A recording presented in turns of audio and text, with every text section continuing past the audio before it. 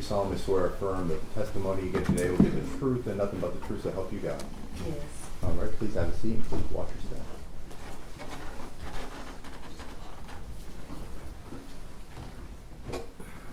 All right, you can proceed. Thank you, Judge. Good afternoon, Ms. Wells. Good afternoon. Will you introduce yourself to the ladies and gentlemen of the jury, please? Hello, my name is RowVaughn Wells. I'm the mother of Tyre Nichols.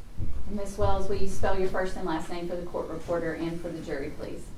My first name is R-O-W, V as in Victor, A-U-G-H-N as in Nancy, last name Wells, W-E-L-L-S. Thank you, Ms. Wells. You mentioned you were the mother of Tyre Nichols. Yes, Tell the jury, are you married? yes. Who is your husband? Rodney Wells. And how long have you and Mr. Rodney been married? It'll be 13 years in November. You mentioned Tyrie was your son. Do you have other children? Yes. Can you tell the jury about your other children, their names? Kiana Dixon is my oldest daughter. Michael Contreras is my oldest son. Lindsay Dupree is my middle son, and Tyrie is my baby. Ms. Wells, are you a native Memphian? No, Can you tell the jury when you moved to Memphis? I moved to Memphis in 2008, March of 2008. And I want to draw your attention back to the time of January 2023. At that time, where were you living in Memphis? At 6743 Castlegate Lane. And who lived with you at 6743 Castlegate? My husband and my son Tyrie. Where were you employed back at that time in January 2023? First Horizon Bank. Was Mr. Rodney Wells employed at that time? Yes, And where did he work? at FedEx. Was Tyre Nichols employed at that time? Yes, Where did he work? at FedEx. Did your husband and son work together at FedEx? Yes, I want to draw your attention specifically to the date of January 7th, 2023, a Saturday. Tell the jury what you remember about how that day started and specifically your interactions with Tyrie that morning. well, when I woke up that morning, Tyrie wasn't at home. He came in about 11:30 that morning. There was a co-worker that was teaching Ty how to drive the forklift. So Tyrie would go in on Saturdays and they would, he would teach him how to do the forklift. Tyrie, like I said, he came in about 11:30. We spoke briefly. He went and laid down. He got up about 2 o'clock or something like that. He took a shower, messed around the house, and about 3:30, he was on his way out the door. And as he was on his way out, did you have a conversation with him before he left? Yes, I was actually in the kitchen. I had just was taking out some food for dinner that night. He asked me what I was cooking. And he said, "Mama, are you getting ready? Are you cooking some chicken?" And I said, "Yes." And he said, "Well, how are you going to make it?" And I said, "Well, I think I'm going to do sesame chicken today." And he just kind of rubbed his stomach. Okay. So about 3:30, he was on his way out the door. He hugged me and said, "I'll see you later." And did he enjoy your sesame chicken? No, he never made it home to enjoy my sesame chicken.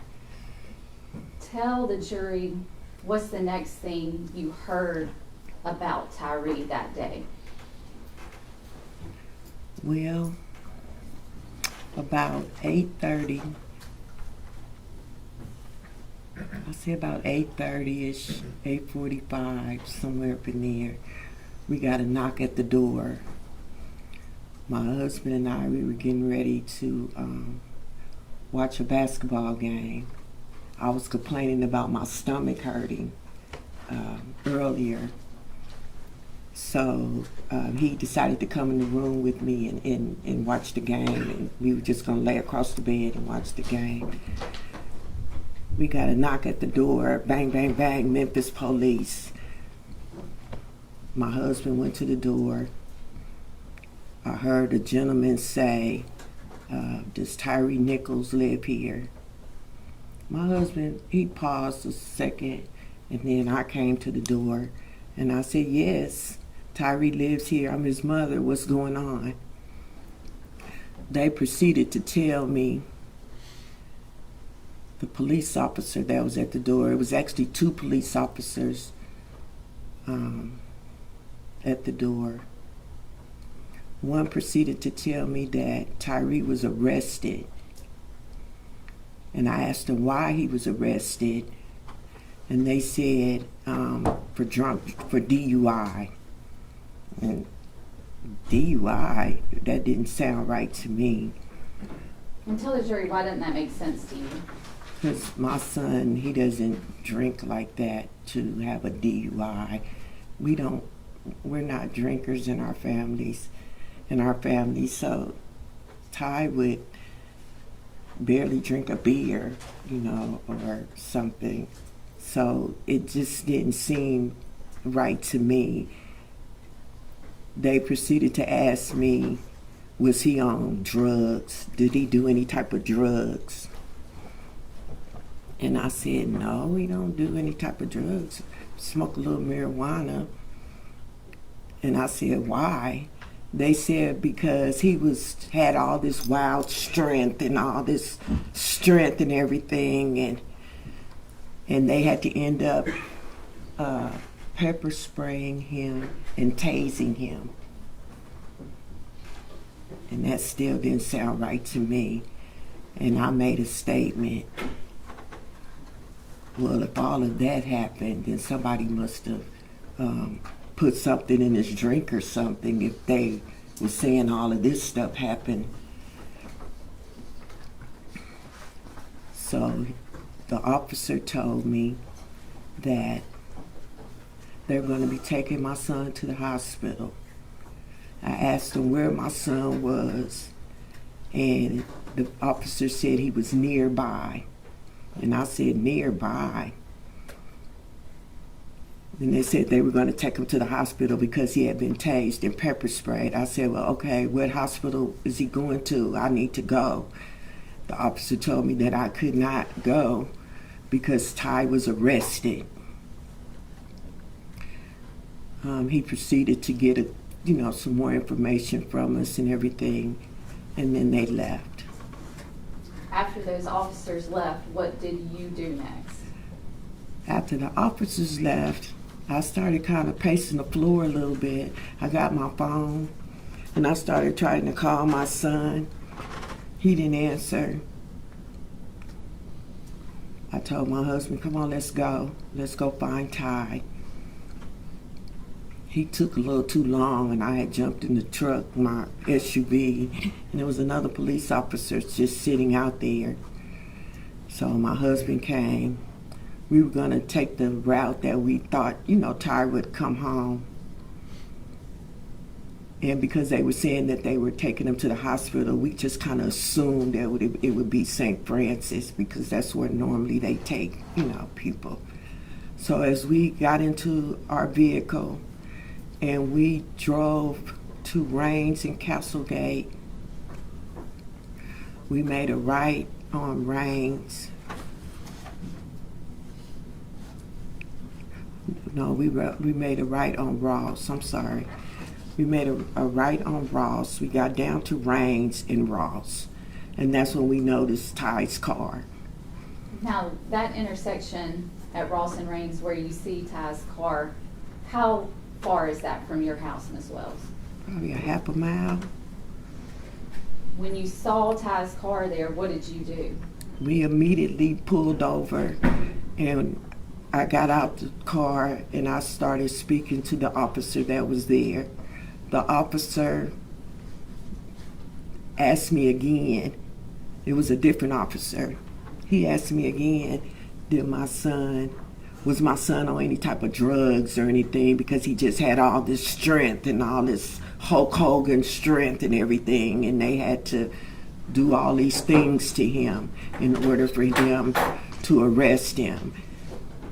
And I kept trying to find out why they were arresting him in the first place. And did that officer you were speaking with at Ross and Rains answer that question for you? No, I don't recall. He just said my son was pulled over for DUI and he ran from the police. I think that's what he said. I can't remember if he said. Did you come into contact with any other officers at that scene, or just one? There was another officer there. They were gathering up the tape. He spoke to me, the officer did, and he handed me his card. After that, we left and went back to the house. At that point, what is your plan? Are you waiting to hear more, or what were you doing during that time? Well, when I got back home, I called my daughter, because I was actually on the phone with my daughter prior to the police coming to the door. And I called to let her know, Ty's been arrested. And she said, what? And after I explained to her what was told to me, we were both kind of baffled about it. And I said, well, there's nothing I can do tonight, I don't even know where he is. I'll just figure it out tomorrow and I'll let you guys know what's going on. What is the next thing you heard about or from Ty? About 4 o'clock in the morning, I received a phone call from a doctor from St. Francis Hospital. The doctor asked me if I knew if my son was in the hospital. I said yes. I heard he got arrested and he was tased and pepper sprayed.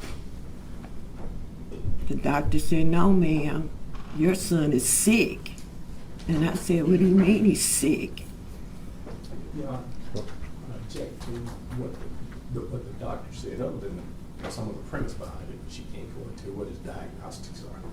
Response. Your Honor, may we approach? Oh.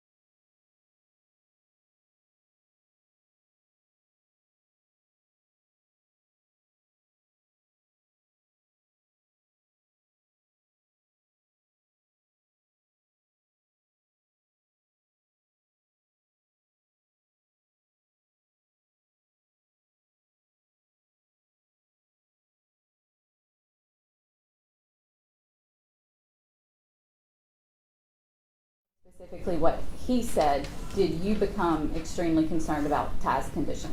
Yes, very concerned. Until to the point where I called my cousin and I said, get over here right now. We need to get to the hospital and go see Ty. And is that what you did? Yes. Who went to the hospital with you at that time? My cousin Tony, she came over to meet us, and my husband and I What hospital was Ty at? at St. Francis Hospital. And tell the jury what happened when you walked into St. Francis. As we were walking into St. Francis, there was another officer walking in. We were kind of going in the same direction, so I asked, "You're working late tonight, huh?" He said, "Yes." He said, "I'm here to sit with a prisoner."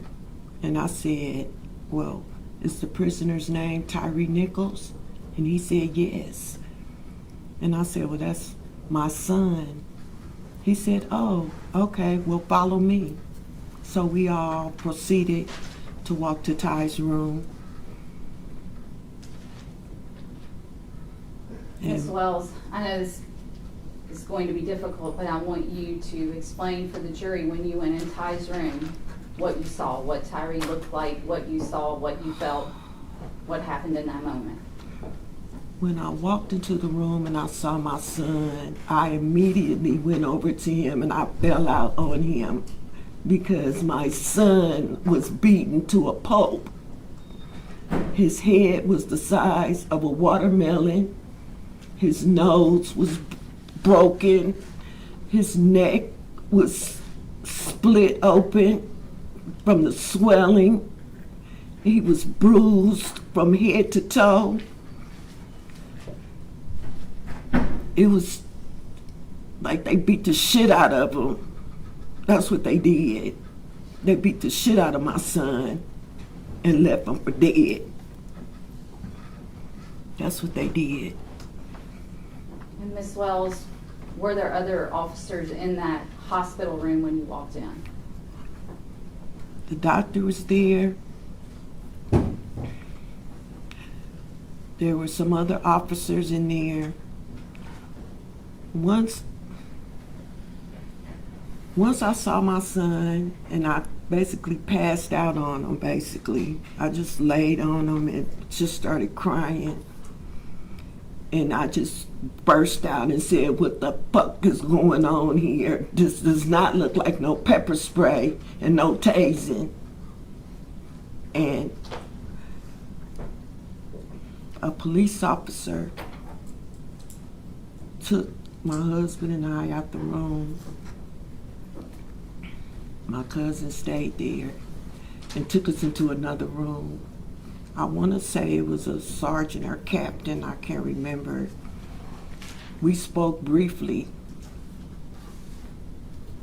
And then next thing you know, all the Shelby County police and everybody was out the room. They said TBI had taken over the case. And all the police officers that were there were gone. And so it was just the TBI, the nurses, the doctor, and my husband and my cousin. We were in the room with my son. When you saw your son, was he ever responsive to you that night? No. Tyrie was not responsive. He was on a breathing machine, and the machine was keeping him alive. And did you know from the minute you walked in that room that night that your son was gone? Yes. You couldn't. There's no way my son would have survived from that. He was already deceased, basically. I say they must keep him on those breathing machines for 72 hours. But my son was deceased. Ms. Wells, several days after that, did you get a call like that from the hospital on January 10th informing you of your son's passing? Yes, I got a call a little after 2 by that same doctor, Charles. I want to say Charles. I can't remember. I meant to look. I can't remember. He said, "Mrs. Wells?" I said, "Yes." He said, "This is Dr. from St. Francis Hospital." I said, "Yes." He said, I just called to tell you that I pronounced your son deceased at 1:41 p.m. And I just lost it. I dropped the phone and I lost it. I lost it. I lost it. I lost it. I lost it. Because the first thing I had to do is try to figure out how I'm going to tell his siblings that their little brother is deceased. That was one of the hardest things that I ever had to do as a mother, is to explain to them. I called my daughter. When I explained it to her, I heard her falling down the stairs. She cracked her nose. And the fact that I'm from California, all my kids still live in California. So it was very difficult to not be there to tell them. I called my middle son, my oldest son, Michael. I told him, I don't even think he even heard me. And the reason why I say that is because a couple days later, he called. He said, Mom, what's going on with my little brother? Why haven't you called and told me anything? I said, Mike, Ty is gone. And he just lost it. He was like, what do you mean he's gone? I said, I told you Ty didn't make it. And he lost it. And then I had to call my other kids. My middle son, I had to call him. And then my god kids, and everybody just started. Everybody knew at that time. Yes, that was the most hardest thing that I ever had to do as a mother, as a parent, to tell the siblings that your baby brother is deceased, and really for no reason at all. Ms. Wells, at the time that Ty passed, how old was he? Ty was 29. He was a 29-year-old young man still trying to find his way in life. You know, he hadn't found his way yet. He was getting there. He loved to skateboard. Ms. Wells, I'm going to pass you a picture.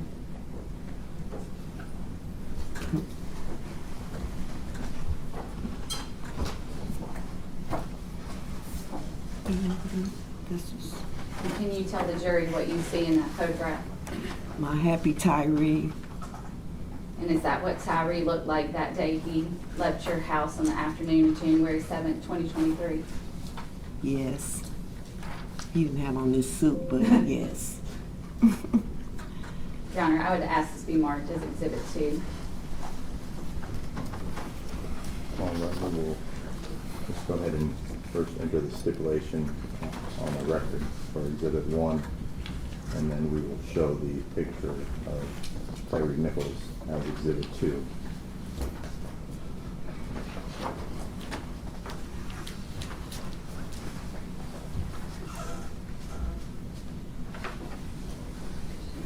Your Honor, permission to publish. This one.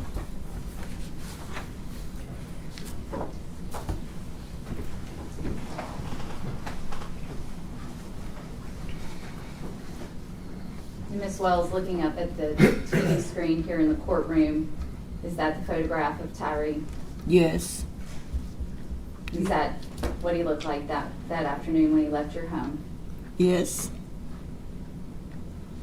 Yes, that's what he looked like. And Ms. Wells, after this occurred, you had been told, you mentioned that the officers said that night that Tyrie was nearby. Yes, nearby. Did you later find out that the events in this case happened at Castlegate and Bear Creek? It was later on.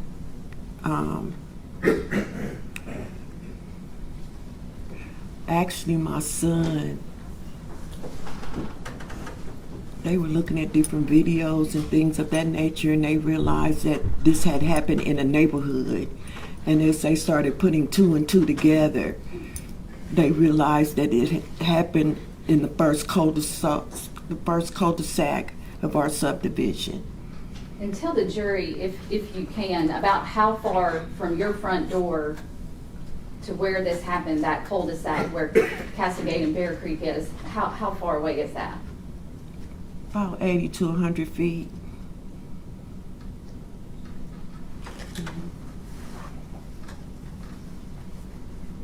Ms. Wells, I'm going to pass you another photograph. Ms.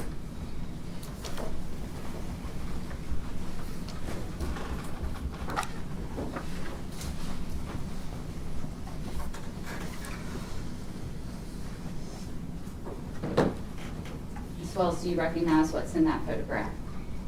Yeah, I recognize And can you tell the jury what you see there? my son beaten to a pulp And where was that picture taken? at St. Francis Hospital. My husband actually took this picture. And is that what he looked like when you first saw him? Yes. As we were walking in, and I saw him, and as I was walking over towards him, my husband took this picture. Your Honor, I ask this be marked as Exhibit 3. Any objection? We'll show these photos of Mr. Nichols in the hospital as Exhibit 3. Your Honor, permission to publish. Okay.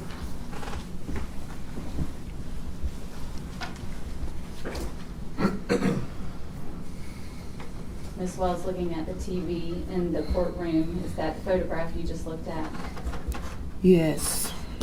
And is that what your son looked like when you first saw him that night? Yes. Or the early morning hours of Early January morning. 8th? Yes. At some point after Ty passed, did you all have a memorial service for him? Yes, we did. And when and where was that, Ms. Wells?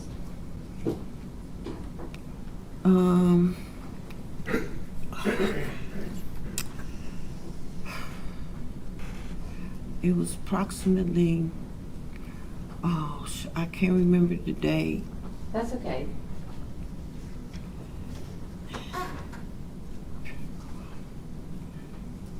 I'm drawing a blank on the funeral home, and I'm drawing a blank right now. That's okay. Did you have a service here in Memphis? I did. Ty actually had 2 services. And if one was here in Memphis, where was the other? Both of them were in Memphis. Okay. Yes. Just one moment, please. Yes, ma'am.